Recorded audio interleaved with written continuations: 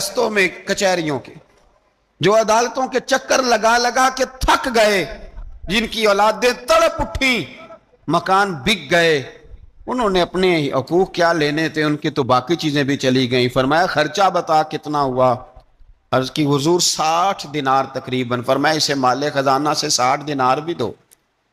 پھر فرمایا میری جیب سے اسے 50 اور دو تاکہ یہ آنے جانے میں مزید روٹی کھا سکے، گوشت کے ساتھ روٹی کھائے۔